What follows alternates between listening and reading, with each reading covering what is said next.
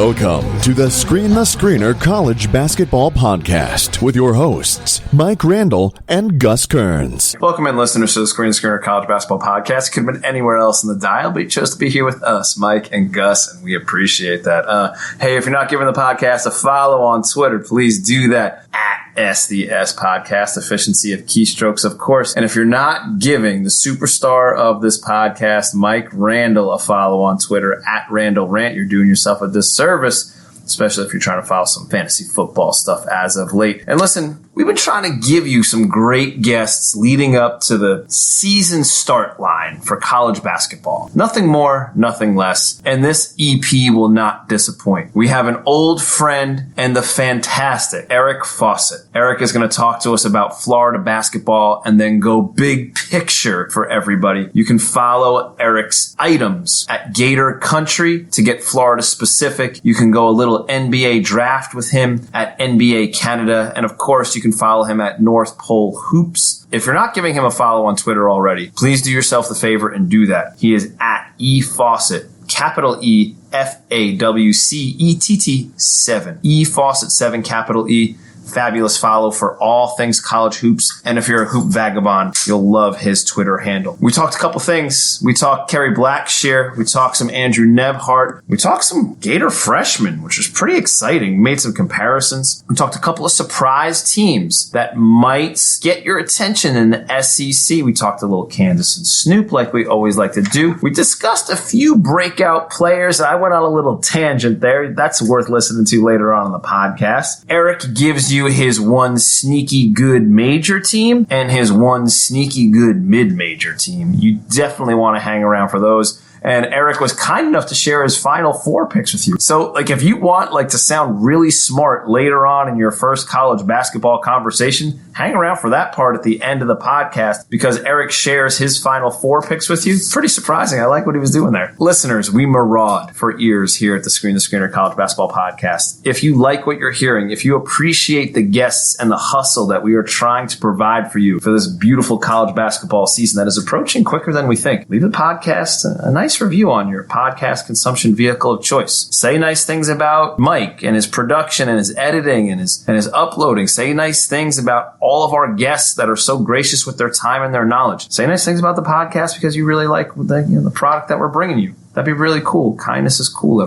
We appreciate if you take the time to do that. 5 stars is cool. Kind words, even cooler. We really hope that you enjoy the conversation with Eric. Other things that we're going to bring you later on this preseason. Just a big thank you to Eric. Really enjoy talking hoops with him all the time, and I think you'll hear the joy in the conversation as you listen in. Cheers.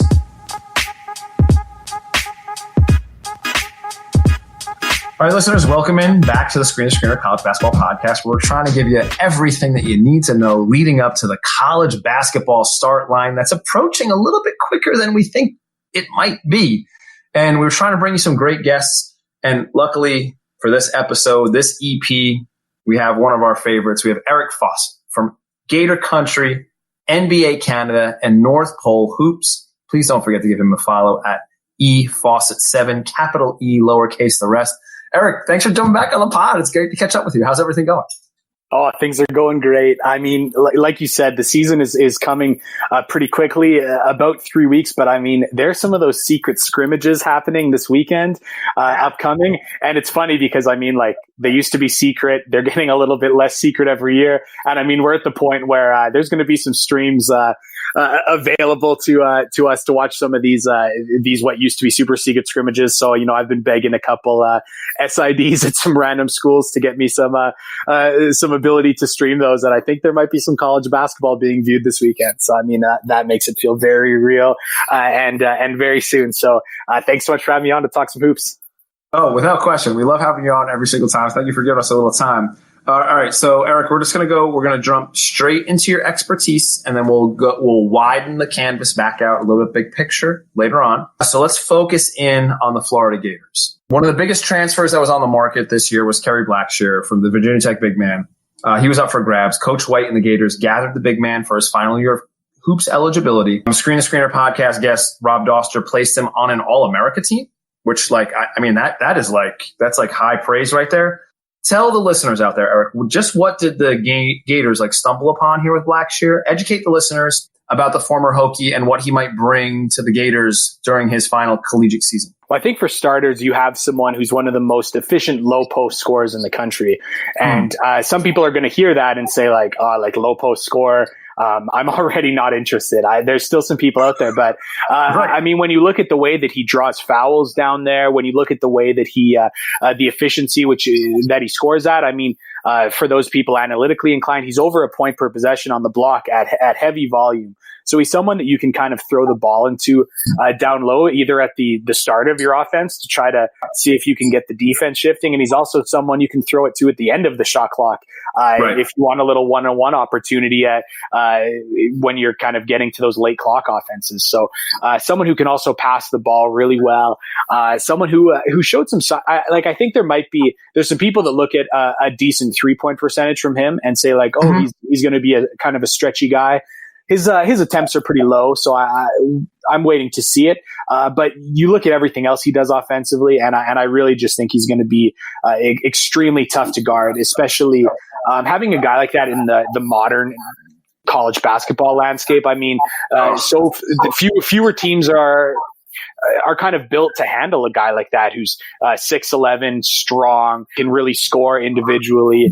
So I think that for Florida, it just offers so much more versatility than they've had in the past. Gator teams of the last couple of years have really played one style, and that's kind of because of injuries have made their personnel in such a way that they could only play one style. That style was not getting the ball down low. So I think before Kerry Blackshear came, this was a good-looking Florida team, but the big hole was at center. So it went from being that was kind of Florida's biggest kind of detracting point to being a strength. So I think that's why Florida's getting a lot of buzz, and I think it's justified. The reasoning you gave there, the fact that he's like a kind of like under the covers, like metric darling, makes perfect sense. And then also, if you just think about the teams that are equipped to defend a low post presence that Blackshear is, you're talking a handful of teams in the college landscape.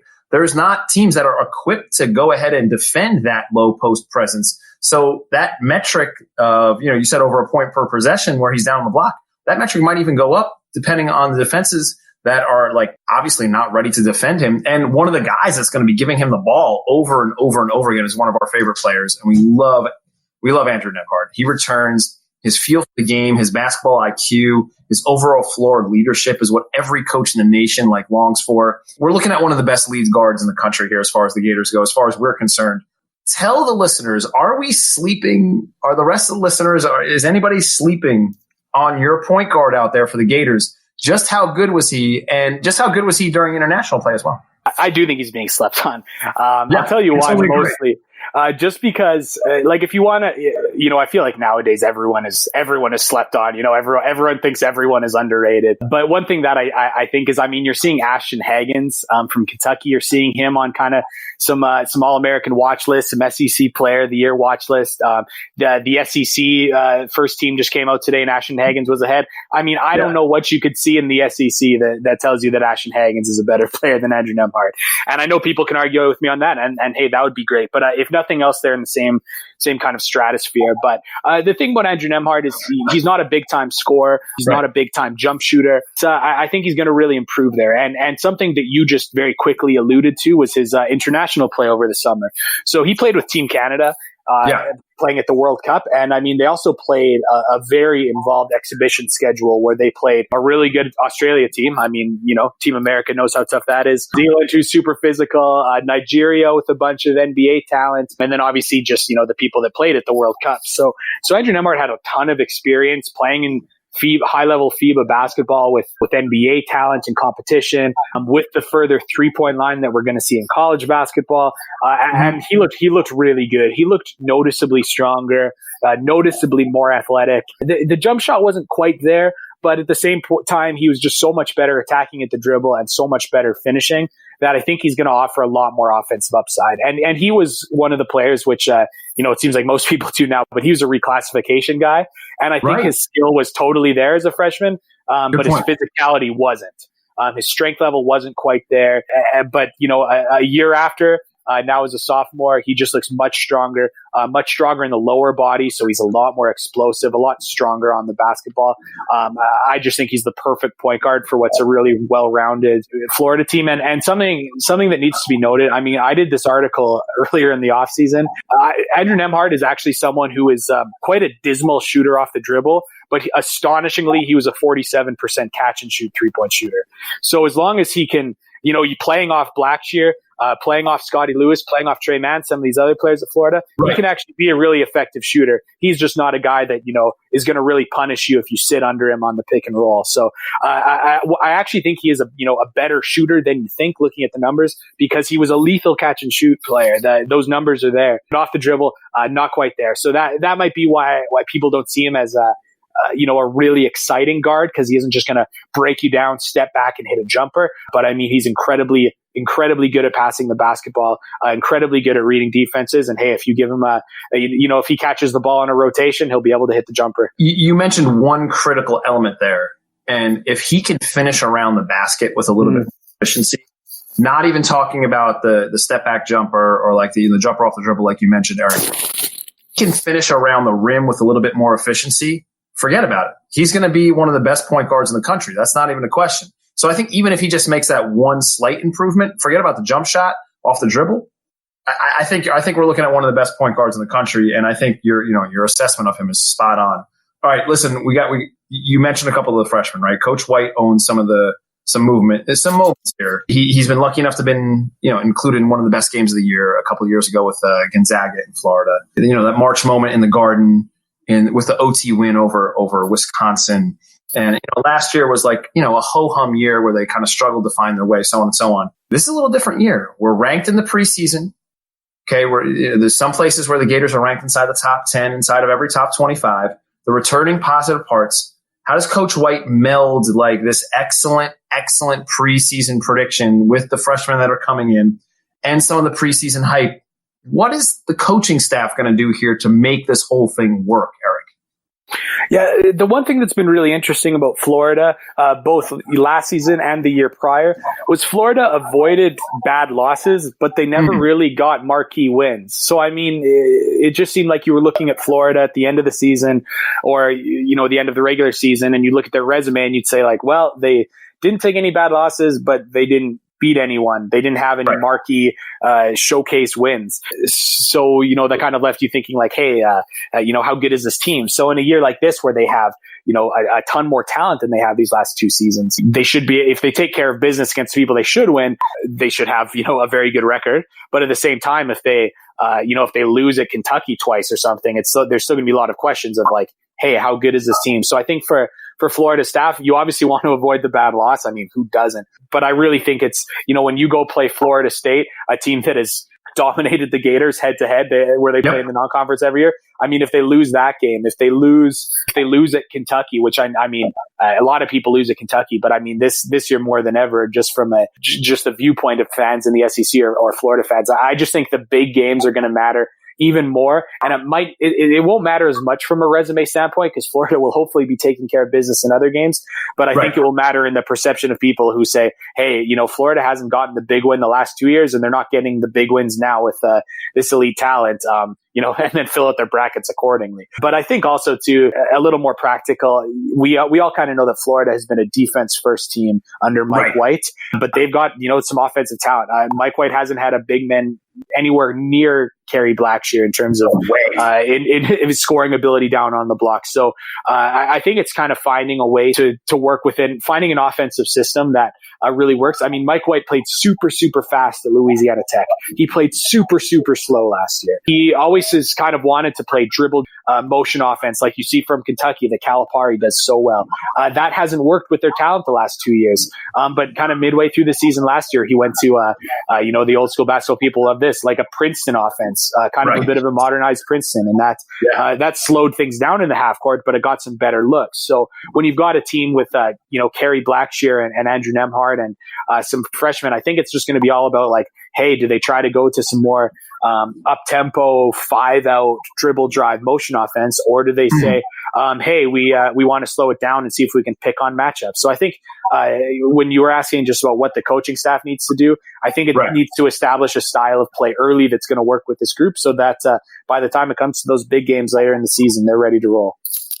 You know what? The one thing that you mentioned there very, very quickly was like, do they garner that big time win? And I think if you look inside the SEC last year, if you're going to copycat or model somebody, I think you want to look at LSU, and like they garnered a couple of those big wins and were able to secure a couple of those. And then that gave them some clout moving forward in March. And that gave us some hope, even with all the FBI static debate and whatnot.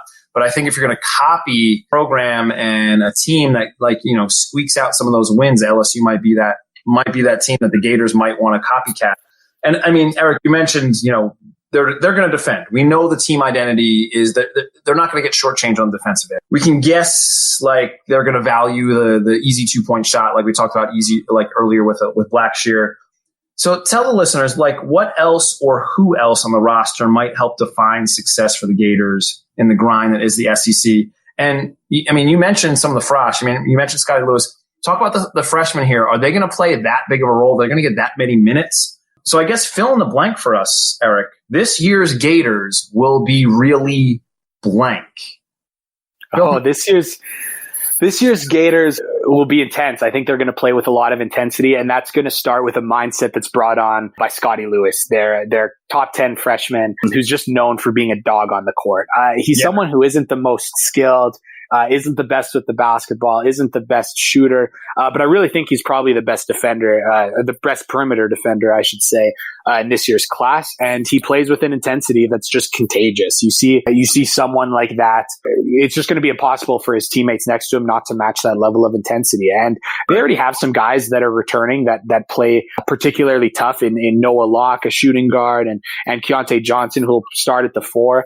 There's maybe some players who are known for a bit more of apathy, and those guys have graduated and gone. So I think what's left is a group that kind of has a mindset that you'd like to see a little bit more, and it's a lot more similar to what Mike White has always wanted.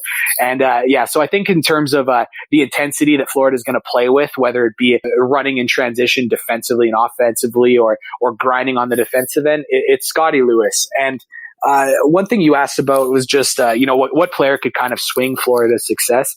I really think it's Trey Mann, who's another freshman. He's a top 25 kid. He brings something extremely unique to the Gators, and that's just electricity off the dribble. Florida's team is really good, and the pieces fit pretty well, with Andrew Nembhard being a good traditional passing point guard, and Noah Locke and Keontae Johnson being great spot-up shooters, and Scotty Lewis being the wing that can guard the other team's best player, and obviously Kerry Blackshear on the block. But Florida, the last few seasons, has really lacked a guy who could go and get his own bucket, or just kind of the instant offense off the bench guy. They just haven't had that kind of potent offensive threat, and Trey Mann is totally that guy. Just infinite range, incredibly crafty. He's just a scorer through and through, and he's someone who I could see just being synonymous with Florida's success, whether he comes in off the bench as that kind of microwave instant offense guy, or if he works his way in as a starter just because his offensive talent is too much to put on the bench. And I just think he's probably the best pure offensive talent on the Gators, and I know he's a freshman. I'm still saying that. And I think he's probably the most important player that people are not talking about enough. Scotty Lewis is getting a lot of the hype, and I totally understand that. He was the high-rated recruit. He's got this magnetic personality, and you just love him from the moment you start hearing him talk or you watch him play.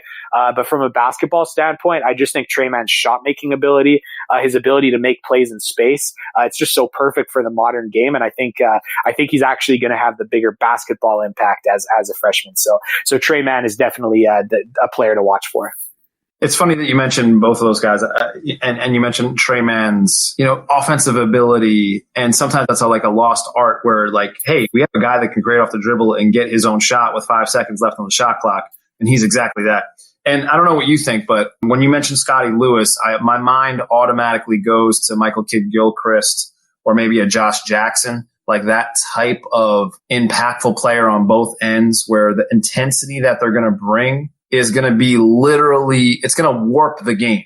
It's going to warp the game on both ends. And, we saw that Michael Kidd-Gilchrist team. I know that, I know Davis was on that team as well, but, they go to a Final Four And Josh Jackson team was really talented as well for Kansas. So I feel like if we're going to liken Scotty Lewis to anybody, it might be one of those two players in their college form. And if we're comparing, a Gator freshman to, two all, borderline All-Americas, then I think we're doing the right thing there. Eric, how about a prediction for the Gators this season, maybe for the SEC overall? Who are some dangerous 20 teams that maybe you're kind of like keeping an eye on from the periphery? And maybe who do you think exceeds predictions or expectations within the conference? Can Kentucky really win the whole thing? Can Florida, maybe be a quasi-Final Four team? Will Tennessee rebound from losing its core? Give the listeners your little SEC feel here and maybe just take the temperature of the conference, what listeners should pay attention to moving forward. And then maybe overall, maybe a team that, listeners might be sleeping on or might not know about. Yeah, I do think the SEC is a little bit down from what it was the prior two seasons. Sure. I think LSU is not as good as they were last year. I think Auburn's not as good as they were last year. Tennessee's down. So some of these kind of top end teams are not what they have been. So I do think it's down from that end. But I mean, you look at the bottom of the league, and I still think I'm like South Carolina, Texas A&M, and Missouri's a team that is going to be picked probably 12th or 13th or maybe even last in the SEC. And they're a team I actually, think is going to be pretty good and knocked out. They might be okay, right? Yeah. Yeah. So I do think the bottom of the league is quite strong. And I think that's just, you look at the coaching staff or the coaches that are in this league. I mean, the teams that are going to be picked at the bottom, are probably going to have Buzz Williams coaching them, or, Kermit Davis or Frank Martin, and obviously Jerry Stackhouse getting it. The coaching staffs are just so good in this league. One team that, it's a shame. I would have said that I was pretty high on this team, but injuries have really hurt them, is Alabama. So that's a team. And talk about coaches with NATO. It's just the way that he could change how they could play with kind of the tempo that he played with Buffalo to try to kind of accelerate things with Alabama and probably open things up for Kyra Lewis. But that's still a team I think is going to be really fun because of Kyra Lewis. Yeah. But I would say the team that might surprise is Ole Miss, just because I really think that Terrence Davis was fantastic. But I think that Breein Tyree was almost as good, and he's coming back. I agree. So I think that Breein Tyree is just someone who it was really interesting. You watch him play, and they had Breein Tyree, they had Terrence Davis, and they had Devontae Shuler. And those guys just punished you with just three really good perimeter threats. Most teams don't have three great perimeter defenders. Whoever had the weakest defender was going to work. I still think with Breein Tyree and Devontae Shuler, I still think they're going to really cause other teams fits. They also played the JUCO market really well. Kadeem Sy and Bryce Williams are two guys that I will preface this. This is like the first year. These are the first year that I really paid attention to JUCO basketball, and two of the best players I think I saw were those two, Bryce Williams and Kadeem Sy. And I think that those are going to be two guys that are going to, especially Kadeem Sy, are going to really contribute right away. I think that they're just built really well in the sense that they've got kind of a clear hierarchy of Breein Tyree's your number one, Devontae Shuler's number two, and then they have perfect role pieces around them. So Ole Miss would be the team kind of under the radar to watch for in the SEC. It's funny you mentioned Kadeem Sy, and we started the conversation with Kerry Blackshear. I think Sy wasn't he a freshman at Virginia Tech originally, and then kind of found his way and now has found his way back to Ole Miss. And you mentioned the perimeter talent. Those three athletes last year for Ole Miss were just like terror on the perimeter. Holy smokes. It didn't matter if they were on the offensive end or the defensive end, but those three guys, you nailed that exactly, because those guys were just a handful for anybody. All right, Eric, let's go a little bit big picture here. Now that you gave us a little SEC and Florida breakdown. I guess my first place I have to go, do you want to talk a little Kansas and a little Snoop and that whole thing? What was your take on Bill Self with the chains and the Adidas shirt, digging through the crates in the record store, and then Snoop coming out? Do you have just give us your 2 cents on that. I'm curious. Yeah, it bothered me. I'm not going to lie to you. Very good. You mentioned Doster early on the show. I thought he nailed it perfectly on one of his podcasts. Actually, I think he came and talked about it on your podcast as well. But just this joke that still sees some men in prison right now that have families, and I thought that Kansas kind of doubling down on, we don't really care what happens to anyone other than us, and we skirted the NCAA and the law. It didn't sit particularly well with me, but man, I did find the fact that they booked Snoop Dogg and were shocked by the performance he put on. That was pretty funny. I mean, you see some of these people that are so into their jobs in college basketball. I feel like they don't always know pop culture wise what to expect. And one thing I thought was really interesting, I'm going to throw another name.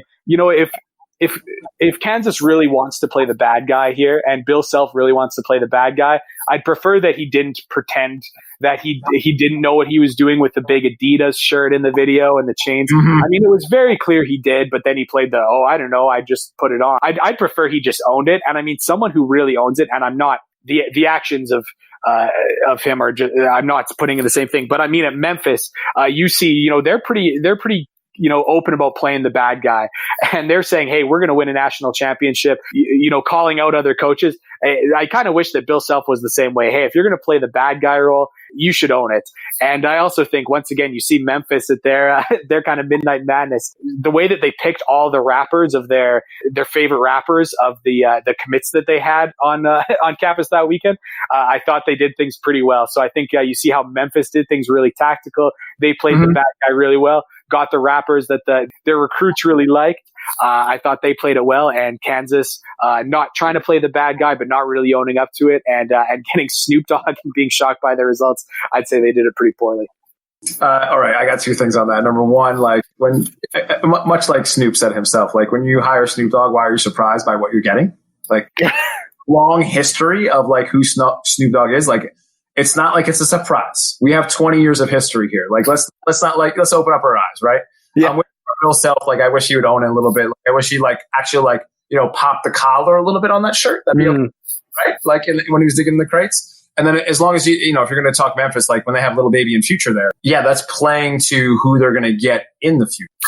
I think it was a really smart move, like overall, if you're going to like try to continue to bring in that type of recruiting class like they have this year, which is like out of this world and amazing and like totally mind bending as far as like what an AAC team can bring in. That so Penny's done an unbelievable job, and if he's going to continue that, he's got to pull a couple more tricks. And why not bring in Little Baby in Future for a couple more tricks? I'm with you on that. And yeah, I like them embracing the bad guy. Like, go ahead, be the villain. Somebody has to be the villain. Like we're always trying to, manufacture like artificial villains, whether it be in politics or otherwise. And like, so somehow they might morph into that artificial villain for some of us as college basketball fans, which is really interesting. Well, I mean, if you're Penny recruiting against Kansas right now, and you're saying like, hey, like, I'll get Future and Little Baby, and Bill Self doesn't even know who Snoop Dogg is and what he represents, and he's your dad's rapper, and he's going to play confident. He's going to play confident until people start asking questions, and I'm going to say, hey, we're going to win a national championship, and we're going to call out Rick Barnes, and I just think some person's playing that role a lot better than others, and I think that Penny is just going to continue to recruit these guys at eye level. Oh, I think there's a little something to that, and I think the window that he's working in is going to. I think it's it's not going to close up or it's not going to be exponential, but I think it's going to exist because he does own, like you said, he does own that personality and those characteristics. He's not trying to run away from it or shy away from it like Bill Self is. That's a great point. All right, let's go a little bit bigger picture, broader. You go wherever you want to go here. You have clout. Floor is yours, Eric. Give us 3 players that you've seen during the preseason or you had your eye on last year and you kind of fell in love with for whatever reason that you think might explode this year, and then everybody's going to know by the season's end. But start with the 3 players who you think might explode, and then you want to go All-Americas. Please do us a favor and share some knowledge. I mean, it's always funny going on your podcast and saying these under the radar guys, because I feel like if people are listening to Screen the Screener, no one's going to be new to them. But I mean, someone that people here are all going to know about, but I think is going to explode more on the kind of casual fan level is James Akinjo from Georgetown. Because he has the game that is perfect for the Twitter and Instagram era. Just someone who has the electric crossover, the no look pass, the step back 3, the jelly layup. It's just he's kind of the everything about kind of modern basketball that's really big on Instagram is kind of embodied in James Akinjo. And I think that he obviously made for a lot of fans last year with kind of his exciting style of play. But I think now that Georgetown's going to be a little better in my mind, James Akinjo is obviously coming back, so he should be, even more developed. I just really think that he is going to be a guy that They kind of goes from being someone you find pretty fun for those who have the chance to watch him play to being someone that, even the casual fan kind of knows because, hey, he, broke this guy's ankles on SportsCenter. Right. He's definitely fun. Yeah. And then, you want to go from someone who, maybe, is the ankle breaker, all about the Instagram highlights to someone who, plays a different little style of basketball is Bryce Aiken at Harvard. Nice. And once again, I see the team like Harvard that's going to be so good, and I look at like, hey, who's their best returning player, and again, talking about who's going to explode kind of nationally on the scene. I think you look at what teams are going to explode, and then you say, who's their best player? And Harvard's a team that's going to find themselves in the top 25, I think, at some point, and a whole lot of people are going to say like, what, Harvard? At least amongst the casual fans, and a lot of it's going to be Bryce Aiken. So, the numbers he put up are just incredible. And considering the schedule, the way that it works in the Ivy League, and the fact that I just straight up think that the league is better than a lot of people think. The fact that he averaged like 22 or 23 points a game last season, whatever it was just crazy. I think that if you do that at the Ivy League, you could you could be a high scorer in a lot of other leagues. And I think that he's someone who first. There's going to be a lot of casual people that are really surprised to see how good Harvard is. And then they're going to say like, hey, they're going to be looking for like, who is the star, who can SportsCenter kind of feature. And I think it's going to be him. So what do you think of Aiken? What are your thoughts? Oh, we can have a whole podcast on him if you'd like. So number one, when he came back from injury last year, he played out of his head. I mean, he had multiple 30-plus games. He had a 40-plus game. He played unbelievably well in the Ivy tournament. He did this all without his sidekick, Seth Towns, who's this really talented wing who shot at over 44% from three 2 years previous. And he was trying to teach on the job, one of your guys that we talked about on the podcast last year, Noah Kirkwood, who's an unbelievably talented wing. If you pair Kirkwood, Towns on the wings with Aiken running the point and running the show, I'm totally with you, Eric. That team is a top 25 team, and you can talk about that team as a sleeper Final Four team. I am not afraid to say that out loud on the air. Yeah. Because the talent on that team is not Ivy League talent. The talent on that team is like, that's like Loyola Chicago type talent. That's whatever mid-major you want to go with that has made the Final Four, VCU, George Mason, Butler, like Gordon Hayward type talent. Like that type of talent exists on this Harvard roster. I'm not afraid to say that. And that is a spot on. He is going to put up buckets and numbers. I am with you on Aiken. I think he's extremely talented. And I think the numbers might not be similar to last year because of the sharing he's going to have to do with Kirkwood and Towns on the wing. But I think they're going to be a little bit more efficient because he showed an unbelievable jump in efficiency when he came back from injury last year to the season previous, which was kind of what we were hoping to see in development as a player. And if he has another jump like that, forget about it. He's going to be one of the best guards in the country. Hands down, conversation over. Yeah, that's a great point. I'm trying to, as you were talking, I was thinking like, hey, if this Harvard team played the Final Four Loyola Chicago team, I think I'm taking this Harvard team. And I mean, they've got this Harvard team. Once again, something you talked about. I mean, Harvard has multiple top 100 players now.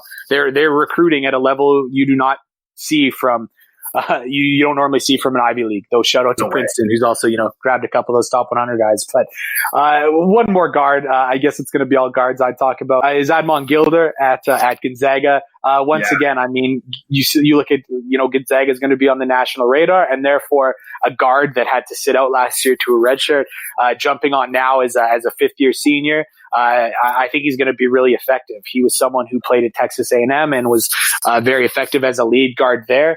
You take a red shirt in Gonzaga's system, that's usually a recipe for major, major success. And I mean, it's something funny. If I was like, hey, Gus, do you want to pick a breakout player for 2026? If you said whoever Gonzaga's point guard is, you're probably going to be right. That's pretty safe. So while this is not the the hottest it takes, I will say Gonzaga's point guard this year, Admon Gilder, as someone who has the opportunity to kind of he's playing with a really good front court. I really like Petrusev and Tilly. I think he'll play off them really well. And he also has really good lift on his jump shot, so he can get it off just about everywhere with Gilder, and also passes the ball well, can really create out of the pick and roll. And you just know that Few's going to get the best out of him. So that's someone who I think, some people, a lot of people are going to remember his name for sure. He played a lot of college basketball before sitting out, but because he was a redshirt last year, I think there's going to be a couple people saying like, "Oh, Gilder, who's that?" And it's going to be a good player. We've seen the success that Gonzaga has had with the redshirt system. I mean, all we have to do is just look at Brandon Clark. We can look at Jonathan Williams, and these guys have gone on to be, NBA players. If Gilder is going to fall into that mold, and he had a successful redshirt season like the former Zags have had, then there's no reason why he wouldn't be a massive breakout player. And also, we've seen how Few has leaned on his guards over and over again, whether it be Bell and Pangos, whether it be Stockton, whether it be Nigel Williams-Goss, whether it be Josh Perkins. Like, he's leaned on this backcourt to really run the show and make this efficient offense the thing that it is, and the thing that we all stay up late for to watch. And Gilder is next in line, and I'm assuming that he is well schooled and was an incredible student while being well schooled during that redshirt season, so he can guide the Zags to another great season. I'm totally rooting for him to have success too. I'm right with you there on Gilder. Maybe not as much as Aiken, but I'm right there. All right, Eric. Let's give the listeners one major team that you think is a little bit undervalued, maybe a little bit under the radar, that people aren't talking as much about as maybe they should. That you like, their returning pieces and their recipe, and then maybe one mid-major team. Harvard aside, because we just went off on them a little bit, to keep an eye on that, listeners can sound smart about when they say like, hey, I really like this mid-major team. I think they might do some damage in the non-conference or later on in the season. So maybe one major team that you're paying attention to, whether it be SEC or otherwise, and then one mid-major team that, listeners can sound smart about after listening to the Screen to Screener College Basketball Podcast with Eric Fawcett as a special guest. I think for major team, and once again, I don't know exactly where the line is of what's kind of being slept on, who might explode, but I really like Baylor this year, and Baylor's a team that it's just kind of interesting because I feel like when you talk about Baylor, you hear Baylor being talked about, it's always like, wow, that defense, that zone, that like amoeba matchup zone defense they play. Toughness. Those are the kind of things that get talked about, and I understand why. But at the same time, I mean, if you look at just their kind of KenPom numbers, they're clearly a better offensive team of recent history than defense. And I know that, but I just really think that when you look at the way that they've scored the basketball, I just think that they're so totally underrated as an offensive team. And then you add in the fact that they're going to have some even better defensive pieces this year with getting some of their guys back, getting some kind of clarity with Mario Kegler leaving, which I don't actually think hurts them a ton. And I just think they're going to be a team that's going to be probably one of those like KenPom top 25 in both defensive and offensive categories, while also being a little bit better on offense. I think that's just going to be going to make for a lot of intrigue. And I really like they got two transfers in, and Davion Mitchell and Maceo Teague, two guys that kind of really scored the ball at their level. I really like Devontae Bandu as just a guy that will fit in and shoot the ball, kind of catch and shooting. I mean, I love Mark Vital, who's the one man wrecking crew at like 6'5" only, who almost out rebounded Arizona last year. Right. They just have a whole lot of pieces, and I think that Flo Thamba, one of the best names in college basketball, he kind of brings the size that they need, probably off the bench. But some people that are kind of worried about them being undersized. I mean, he's a big, thick 6'10". And Freddie Gillespie's a returning. I look up and down the kind of roster, and I think that they're going to be really good. So a team that I think is going to be undervalued, just because people think of them as like, well, they play defense and they're tough, but their offense is going to be underrated. And one thing we have to talk about very quickly with Baylor, and then get to your mid-major team. I didn't mean to interrupt there. My fault. My bad. We can't underestimate and we can't undervalue how great of a job Coach Drew and his team and his staff does with this. They are not bringing in top 100 talent year after year after year.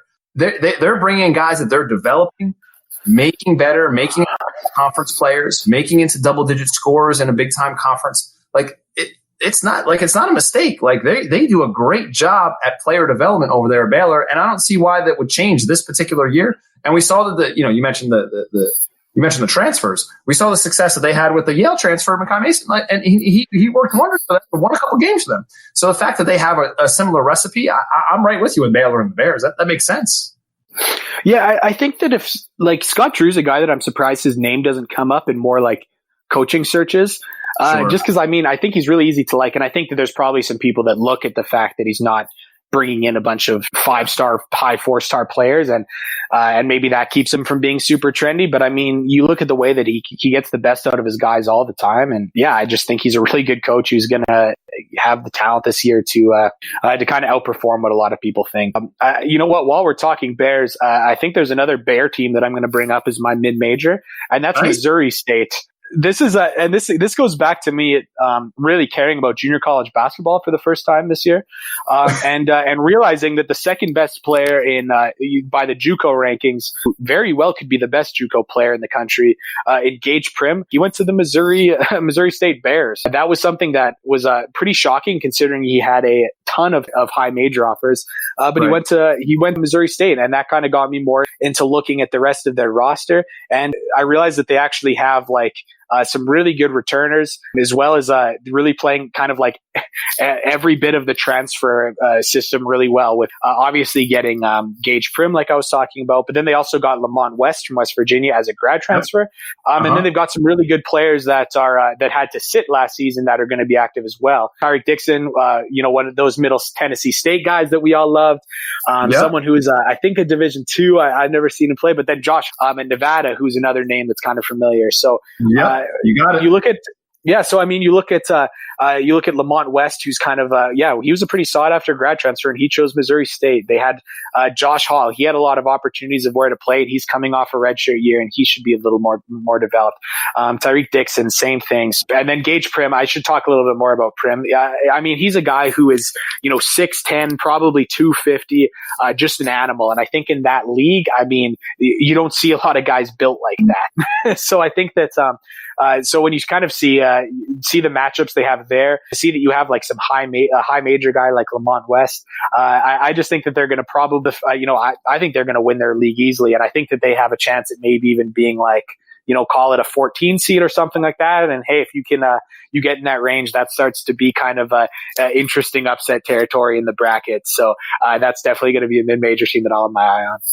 And we've all seen what the Valley has done in the past as far as being a mid-major darling during March Madness. So if you're going to see their name next to you, I don't think that any high major team will want to see that type of team next to them, especially with the roster that you just comprised for us. If you have a 6'10" guy, you have a guy Hall that's hit a big shot in big moments over at Nevada. Dixon did his stuff at Middle Tennessee State. I mean, that obviously is going to work. And you talk about Lamont West, and Lamont West, did his stuff for Huggy over there at West Virginia. So if you put all of those players together, all those pieces together on the court at the same time, that's a nightmare for a major coach to match up with. Like, he's going to have to solve some serious problems. Totally with you on the Bears. All right, Eric, let's get you out of this on this. Let's practice. This is what the podcast is. Let's practice this out. A loose Final Four that you're working with this preseason, so they can sound smart this weekend and during their first college basketball conversation. And just to hit the rewind button a little bit, I know last season that you hit on Butler, and I was a big Kamar Baldwin guy last year. I picked him for third team All-American, so I was right with you with the Butler pick.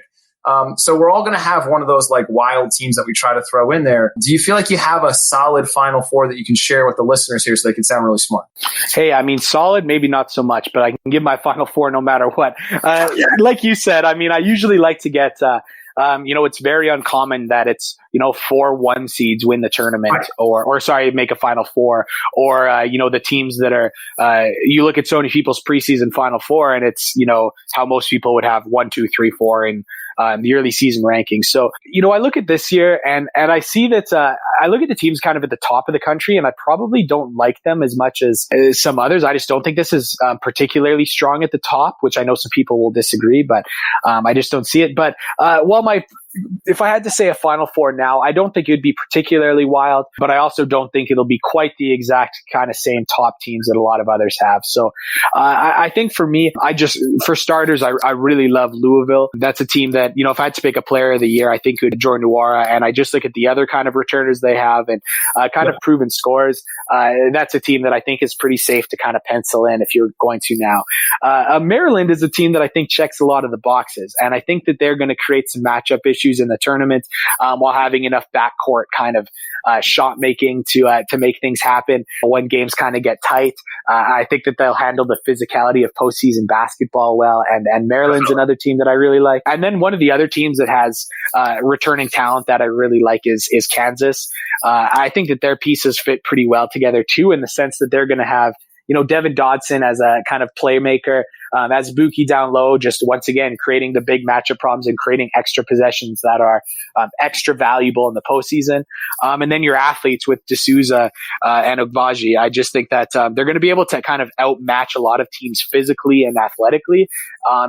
You look at a team like Florida State in the tournament the last few years, they just always seem to go deeper than most people think they will. And it's not because they're more talented or, everyone talks about who can shoot the three. Florida State hasn't been one of those teams. They just go out there and they out-athlete and out-physical everyone and end up going deeper. And I think that Kansas is a team that can do the same. And then lastly, I'm going to go homer and I'm going to say Florida, because I think Florida's got all the pieces to go on a Final Four run. I think they've got kind of the requisite size up front. They've got the savvy point guard. They've got the one and done talent that's sprinkled throughout the roster, but isn't going to be relied on as primary performers. And I think they've got the great level of 3-point shooting. So I think Florida checks all the boxes, and there's going to be my homer pick. So you know what? Last year I gave you one that was much more wild, and this year I think I went a lot safer. But Mike Randall, won't be able to laugh at me quite as much this time. But maybe midseason I'll throw him a little more eclectic of one out. We'll see. Okay, fair enough. I think that's fair. Mike will admire your Final Four pick, no doubt. All right, so Eric's Final Four picks, we're going to go with Louisville, Maryland, Kansas, and Florida Gators. Eric, thank you so much for giving the podcast a little time. Thank you so much for working around my daughter's softball schedule. Go a little behind the curtain there, right there. Thank you so much. We totally appreciate it. We hope you enjoy the lead up to the season. Eric, anything else for the listeners out there? No, I don't think anything else. But Gus, thanks so much for having me on.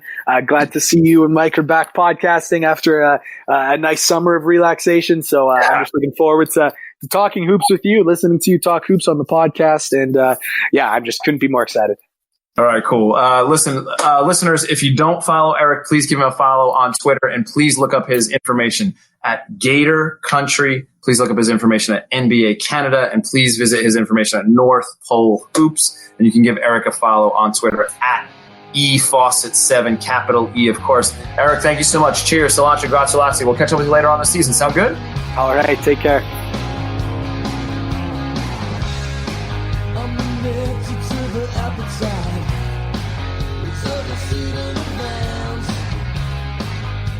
Cozy in the candlelight.